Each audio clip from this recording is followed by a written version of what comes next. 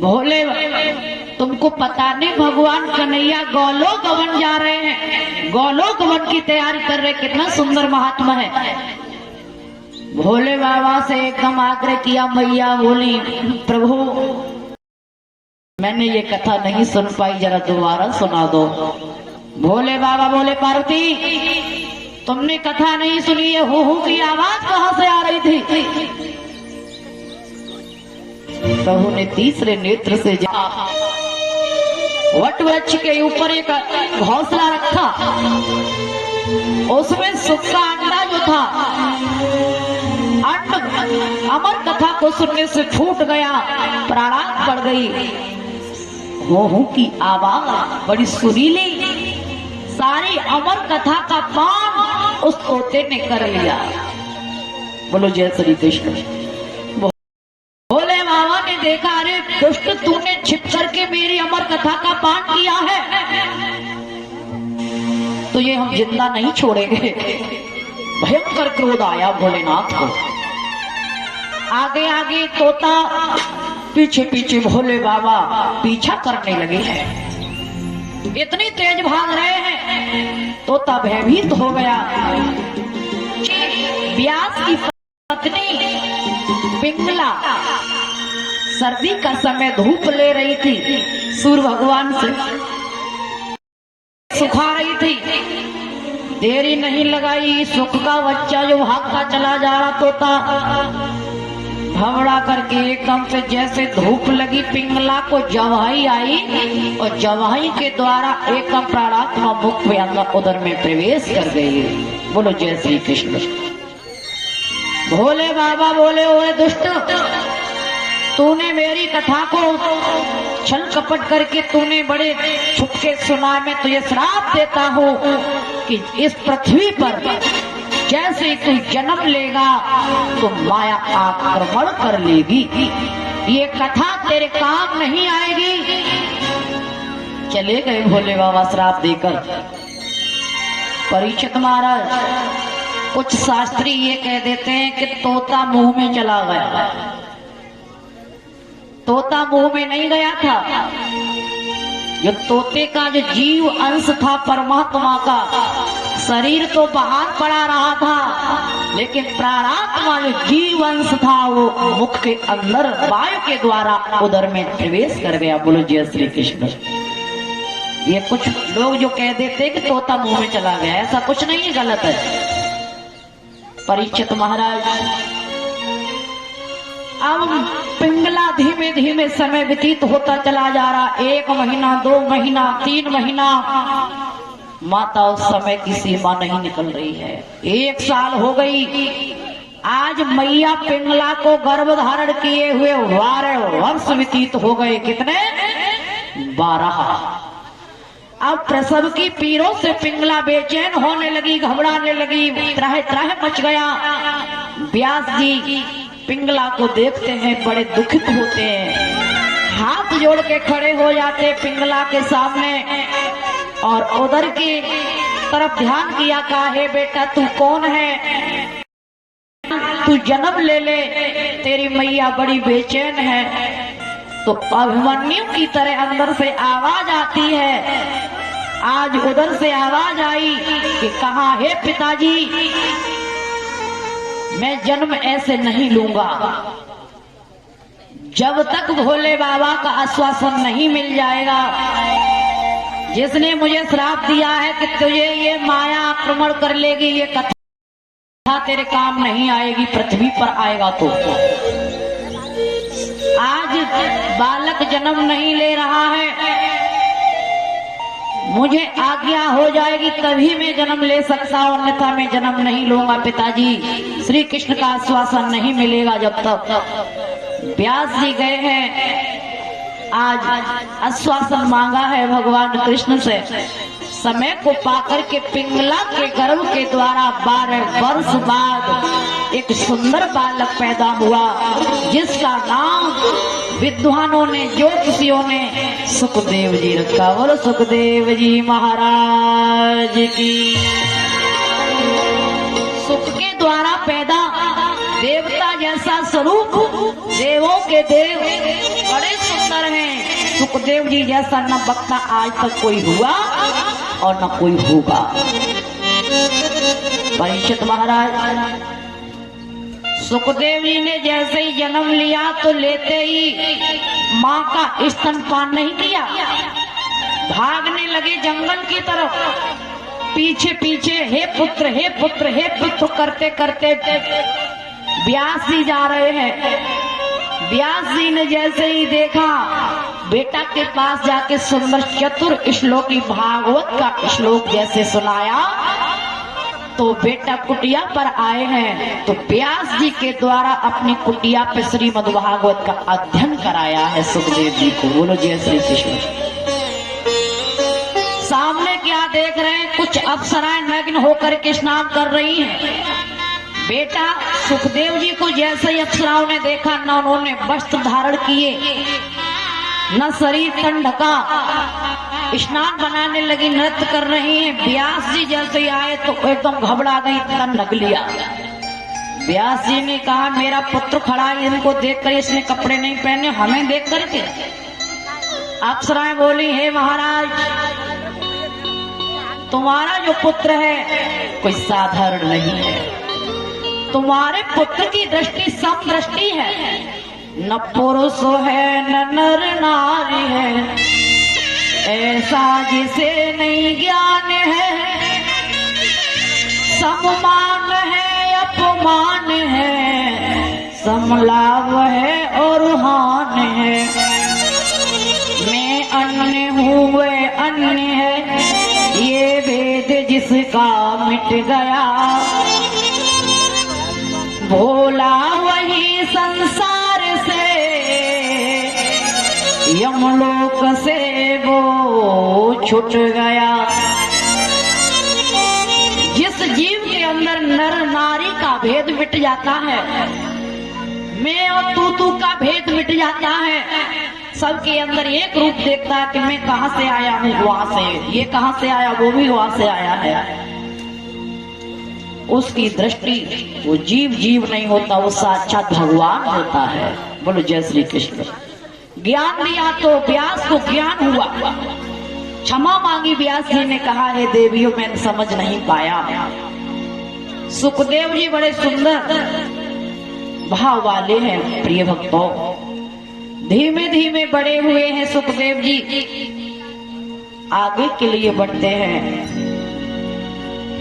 आज परीक्षित को कथा श्रवण कराई है। उसी बीच में महाभारत एक प्रसंग आता है। महाभारत में ऐसा लेख है कि कौरव और पांडव जो है, युद्ध से पहले दोनों सगे भाई भाई बताए गए हैं। परीक्षित महाराज, बड़े बड़े वीर मारे गए हैं महाभारत में। आप लोगों ने देखा होगा, महाभारत कोई छोटा मोटा नहीं है। एक कुंती है जिसने कुंवारेपन पे एक बेटा कर्ण पैदा किया है। आगे कुंती चली जा रही, धर्मराज खड़े हैं। धर्मराज से कुंती ने कहा है बेटा, ये भी भाई तुम्हारा कर्ण है, इसका दान संस्कार करिए। धर्मराज बोले हैं मैया ये मेरा भाई नहीं है, अगर भाई होता तो मेरा ये मारा नहीं जाता। जैसे ही भेद बताया कुंवारेपन का, तो धर्मराज ने श्राप दे दिया। कहा मैया मैं तुझे श्राप देता हूँ, तूने इतनी बड़ी बात, इतनी बड़ा रहस्य छुपाया, जो आज मुझे मालूम हुआ कि मेरा ये भाई कर्ण है। विदुहुन नार नार गत जाना, सकल कपट तज अवगुण, अवगुणों की खान स्त्री होगी। और जितनी भी इस पृथ्वी पर, धरती पर स्त्रियां, नारी जात जो होगी, किसी के हृदय में कोई बात आज से नहीं छुपेगी। ये श्राप दिया है धर्मराज ने। तो आपने देखा होगा वही श्राप आज भी मेरी माताओं बहनों के अंदर लगा है। कोई बात कितनी गहरी हो, कितनी बुरी हो या अच्छी हो, कैसी बात तुम अपनी अर्धांगिनी से कह दियो, सुबह कहियो, शाम को जब पता चलेगा कि कछु कहू तो न कहेगी, तो पड़ोसन से तो कही देगी। गलत तो नहीं?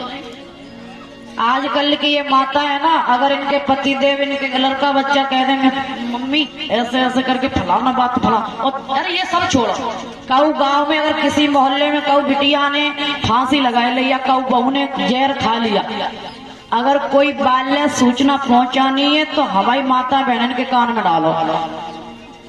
भैया इतनी जल्दी प्रचार नहीं कर पाएंगे और खबर जल्दी ना गांव में पहुंचेगी, थोड़ी एक माता के कान में डालते फिर तुम देखो इनकी बात है।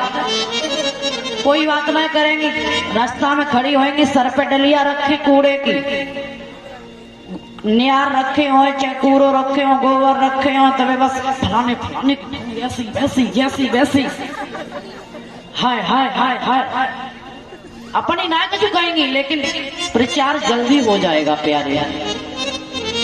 देखा होगा वही श्राप इन माताओं के अंदर लगा है कि नारी जात के हृदय में कोई बात नहीं छुपती है।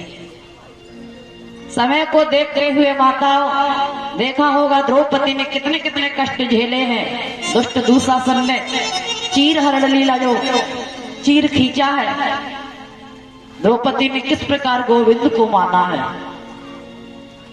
आज के युग में आपने देखा होगा दुख जब आ जाता है तो हाय हाय करते हैं, और सुख आ जाए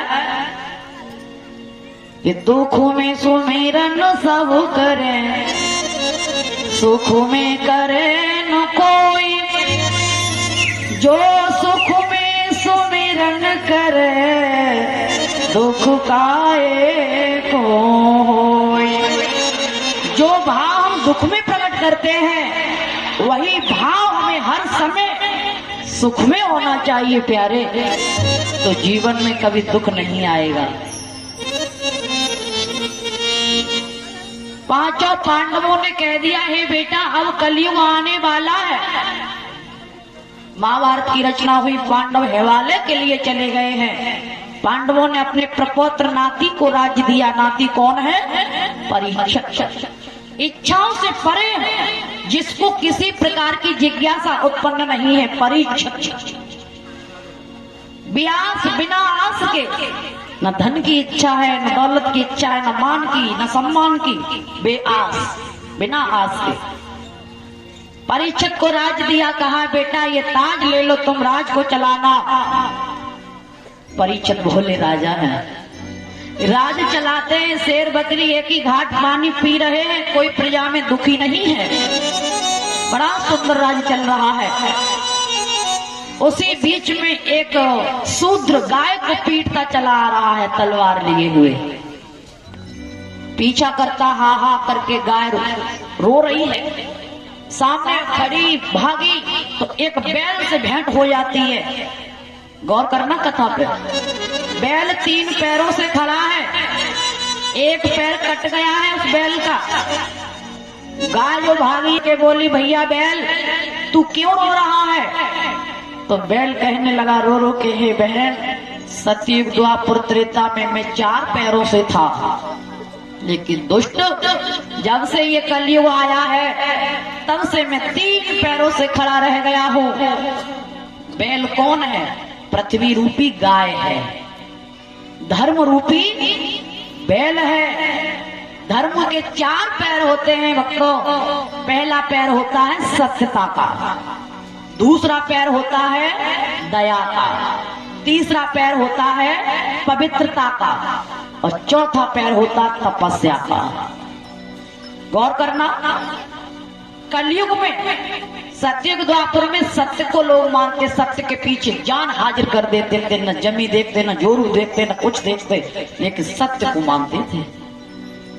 दुष्ट कलयुग जब से आया है, धर्म रूपी बैल रो के बोला हे देवी इस युग में सत्य को नहीं कोई मान रहा है। जब सत्य नहीं, आदमी पल पल झूठ बोलता है, पल पल असत्य बोलता है। सत्य चला गया है, जब सत्य नहीं है तो दया कहाँ है? जब सत्य के पीछे तो भगवान है, सत्य भगवान है। जब सत्य नहीं तो दया नहीं, दया नहीं तो पवित्रता नहीं है, पवित्रता नहीं तो तपस्या भी नहीं है। माताओं आगे बढ़ते चले जा रहे हैं। धर्म रूपी बैल बड़े विलप करता हुआ पृथ्वी रूपी गाय रो रही है। शूद्र कलयुग मारता चला जा रहा है। परीक्षित भोले राजा को मालूम हुआ कि मेरे राज्य में कोई प्रजा दुखी नहीं है, ये मेरी गाय माँ हिंदू धर्म में पूजनी माँ है, तू मेरी गाय को मार रहा है, तुझे मैं छोड़ूंगा नहीं जिंदा। घबरा गया कली। सूत्र क्या है? कलयुग। हाथ जोड़ के बोला महाराज ठहर जाओ, सतयुग द्वापर त्रेता तुम्हारे 3 युग थे, अब ये चौथा कलयुग मेरा नाम है, ये मेरा युग आ गया है, अब हम अपना निवास करेंगे, अपना आसन ग्रहण कर लीजिए, आप राज को छोड़ दो या चले जाओ। परीक्षित कहने लगे हे बेटा, हम तुझे रहने के लिए स्थान बता देते हैं। पहला स्थान तुम्हें हम देते हैं धूत्र स्थान। धूत्र का मतलब समझते हो? जुआबाजी। जो लोग जुआ खेलते हैं, जो जुआ खेले, पत्ते खेले, ताश खेले, आप उसमें निवास करिए। ये पांडाल में इतने भैया बैठे, हाथ उठाना। ताश कौन कौन खेलता है? जुआ जरूर खेलते होंगे, बिना पत्ते के तो काम चलते ही ना है। गांव देहात भी ऐसा है।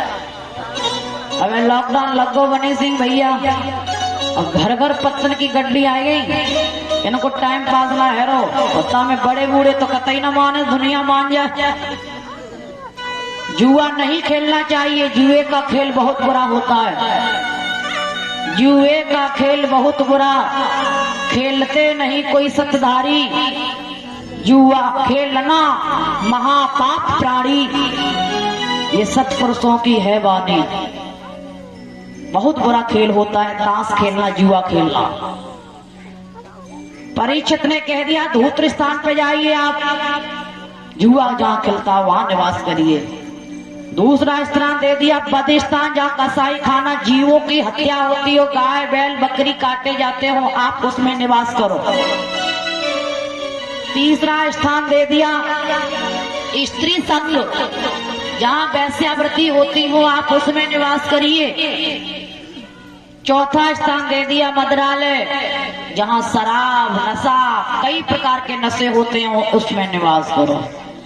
कलयुग हाथ जोड़ के खड़ा हो गया, बोला प्रभु मेरा ही राज्य, हम मुझे रहने के लिए स्थान दिए तो ऐसे कोई अच्छा आसन दे दीजिए जिसमें मैं जीवन यापन कर सकूं। परीक्षित ने देर नहीं लगाई, एकदम से पंचम स्थान दे दिया, कह दिया तुम स्वर्ण में वास करिए। स्वर्ण का नाम लिया, सोने का नाम लिया, तो देर नहीं लगाई, कलयुग ने छलांग मारी और शीश पे जाके बैठ गया।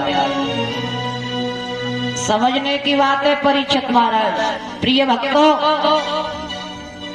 कलयुग मुकुट में ही जाके क्यों बैठा, शीश पे ही जाके क्यों बैठा? अरे वो तो महाराज थे, परीक्षित राजा थे, सोना तो गले में भी तो होगा, पैरों में, हाथों में, कमर में, हर जगह होगा। सिर पे ही क्यों बैठे, उस मुकुट में ही जाके क्यों बैठे? भागवत में लेख, जो राज्य चला रहे थे परीक्षित मुकुट बांधकर, जो ताज उनके सिर पे रखा वो पांडवों का नहीं था, वो जरासंध का लाया हुआ मुकुट था, जो पांडव दे करके गए थे परीक्षित को कि इस मुकुट को रख के तुम राज चलाना। ये अधर्मी मुकुट था, पापी रूपी मुकुट था, इसीलिए कलयुग ने उसमें छलांग ला के सिर पे बैठा है। बोलो जय श्री कृष्ण। जरासंध का मुकुट था, युद्ध जब हुआ था ले आए थे। माताओं, समय व्यतीत होता चला जा रहा है धीमे धीमे। राज चलाते हुए जैसे ही परीक्षित महाराज की सर पे जैसे कलयुग विराजमान हुआ तो बुद्धि को बदलने लगा है। इतनी बुद्धि को बदला कि एक दिन एकदा धनुरश्यते महायोग मृगावने धनुरश्यते योग वर्तते निकुंभाया मृगचरे। एक दिन जंगल में शिकार खेलने के लिए चलते हैं परीक्षित महाराज। वापस लौट रहे, शाम हो गई। मृग का पीछा करते करते गए, प्यास लगने लगी। सामने एक कुटिया देखी है जिसपे समीर आसन लगाए भजन कर रहे हैं। कुटिया पर पहुंच जाते हैं। परीक्षित ने देखा, हमें जल पिला दो। तो समीक ऋषि उस समय समाधि अवस्था में थे। जब जल नहीं मिला तो मरा हुआ सर्प जो पड़ा था लेकर के आज परीक्षित ने समीक ऋषि के गले में डाल दिया। भक्तों, समीक ऋषि का एक बेटा था जिसका नाम था श्रृंगी। मार खेल रहा था, जैसे श्रृंगी ने देखा कि मेरे पिता का अपमान किस हैवान ने किया है, कौन घमंडी है, कौन राजा है, कौन दया ऐसा जो मेरे भोले पिता का अपमान करके ये गला मरा हुआ सर्प गले में डाल दिया, मैं इसको जिंदा नहीं छोड़ूंगा। समीक ऋषि ने श्राप नहीं दिया, श्रृंगी ने श्राप दे दिया है। प्यारे, एक गंडक नाम की नदी, कौशकी नाम की नदी थी नजदीक, खड़े हो गए, जल का लेके आचमन किया। कहा हो हे दुष्ट, कौन तू, कहीं भी हो, हे धन के मतवाले राजा, हे माया मद के दीवाने, मेरे हाथों से मौत तेरी लिखी है विश्व विधाता ने। आ गया जोश, तन कांप उठा, तप क्रोध तेज के साथ बढ़ा, ब्रह्म तत्व उठा, अपनत्व उठा, सातई श्राप को हाथ उठा। कहा ये तक्षक जीवित, हे तक्षक जीवित हो जाओ, यही तक्षक तुझे 7वें दिन डस लेगा, तेरी मौत हो जाएगी। प्यारे, अब प्रसंग आता है, परीक्षित को श्राप किससे लगा? गौर करना, परीक्षित को श्राप किससे लगा? बाणी से, है ना? परीक्षित कोई पापी तो थे नहीं। अपने जीवन में प्रिय श्रोताओं, महाराज परीक्षित ने कभी किसी को सताया नहीं था। जीवन में एक पहला ही ऐसा कृत था जो मरा हुआ सर्प समीक ऋषि के गले में डाला। श्राप बाणी से लगा तो उपचार भी बाणी से ही होना था। किससे लगा? कि तक्षक डस लेगा। इसी प्रकार तक्षक जो होता है, सर्प जो होता, कभी माँ का स्तनपान नहीं करता है। सुखदेव जी ने भी जब जन्म लिया था तो अपनी माँ पिंगला का स्तनपान नहीं किया था। बोलो जय श्री कृष्ण। माताओं, एक बात पूछो, इतने प्रांगण में मेरी माताएं हैं, सभी भक्तगण बैठे हैं, सही सही बताना, घर में हमारे बेटी पैदा हो जाती है ना, तो हमको चिंता बढ़ जाती है कि खेती खरीदनी है भैया, इसको 1000 2000 बैंक बैलेंस करना है, भाई ये बड़ी हो जाएगी, शादी करनी है, अच्छा पढ़ाना है, लिखाना, पढ़ाई घर का करना है। बेटा पैदा हो जाता है तो चिंता बढ़ जाती है, भाई इसको पढ़ा लिखा के सर्विस दिलानी है, घर मकान बनाना है, दुकान बनाना है, भाई खेती बनानी, जागीर बनानी है। हम सभी भक्तगण दुनिया की तैयारी करने में जीवन निकाल देते हैं। दुनिया की तैयारी, दुनिया के सुख यश वैभवों में, विषय वासनाओं में समय निकालते रहते हैं। सभी तैयारी हम करते हैं। सच बताना, हाथ उठा करके झूठ मत बोलना। इतने प्रांगण में मेरे बड़े बड़े बुजुर्ग भी हैं, सभी तैयारी आप लोग करते हो। इतने लोगों में मौत की तैयारी किस किसने की है? हाथ उठाओ।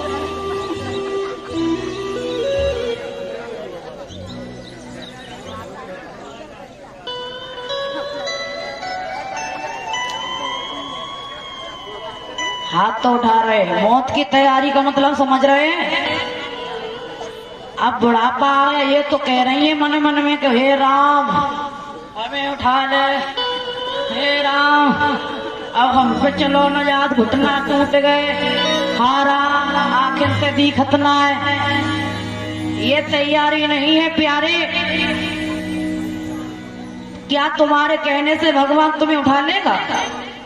क्या तुम्हारे कहने से भगवान तुम्हारे शरीर का दर्द सही कर देगा? जब तुमने उनकी बात नहीं मानी, क्या वो तुम्हारी बात मान सकते हैं? जवानी में तो यश वैभव में बड़े डूबे रहे, शौक सपाटा में, और बुढ़ापे पे कह रहे भगवान हमें उठा ले। है मूर्खता। मजूरी का मतलब ये नहीं, तैयारी का मतलब ये नहीं है कि हम किसी की गुलामी करें, रोज खेत पे जाके फावड़ा चलाएं या किसी की हम नौकरी करें। हमको मालूम है कि बेटी घर में दुनिया की तैयारी, रहने को गाड़ी खरीदो, घर मकान खरीदो, चलने को 4 व्हीलर खरीदो, गर्मी लगे तो एसी लगवा। जब तुम्हें ये सब तैयारी करते तो तुम्हें ये भी तो मालूम है कि मौत भी आएगी। क्यों बड़े भैया? बाबा मर गए, दादा मर गए, दादी मर गई, हम भी किसी दिन, हमारे दादा की जमीन आया तो हमारी औलाद ने ली, हमने ली, हमारी कोई और लेगा और उसकी भी कोई और लेगा। ये तो चक्र चला रहा है। आपको पता है कि मौत आएगी, जरूर आएगी, तो तुमने तैयारी क्यों नहीं की है? तैयारी का मतलब क्या है कि प्रतिदिन सारा समय तुम निकाल देते हो काम काज में, लेकिन प्रतिदिन 2 घड़ी, 1 घड़ी आधी में पुण्याद, तुलसी संगत साधु की हरे कोट। भगवान का नाम, भगवान का भजन, भगवान की चर्चाएं, अच्छे जीवों की संत की संस्कृति, बिन सत्संग विवेक न होई, है ना। हमें भगवान का नाम भाव से, कुभाव से, जैसा भी मनाए, प्रतिदिन लेना चाहिए। बोलो जय श्री कृष्ण। अगर हम धन कमा लेंगे, तैयारी कर लेंगे, तो वहां जाके लड़ लेंगे मौत से। ये मैंने तेरे लिए तैयारी की है ना। तो क्या है?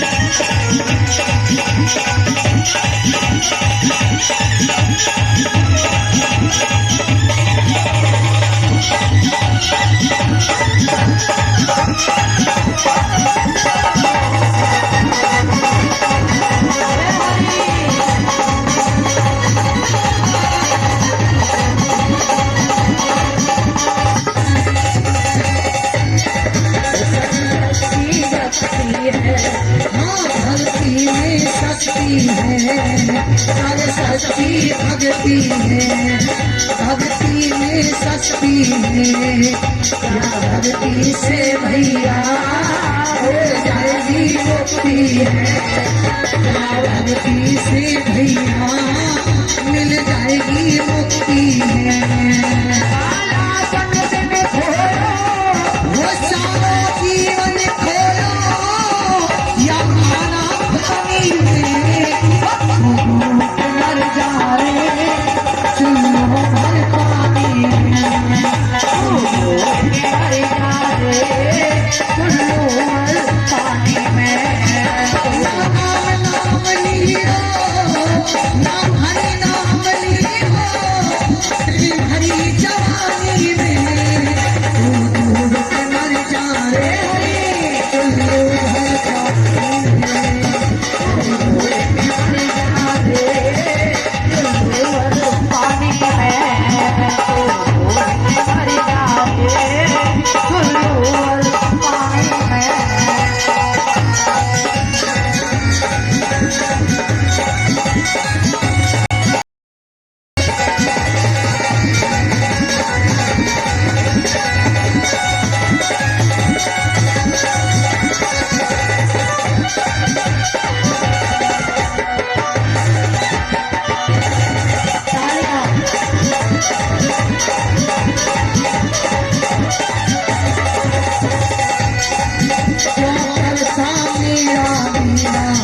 यहाँ कुछ भी नहीं है तेरा, मेरा तेरा यहाँ कुछ भी नहीं है तेरा, एक दिन होगा भैया तेरा मन भजने देना, होगा भैया तेरा मन भजने देना। और कुछ कमा नहीं पाया, कुछ कमा नहीं पाया ऐसी जिंदगानी में। और ढाली सभी बच्चे दोनों हाथ बिल्कुल सीधे, तू डूब के मर जाए चल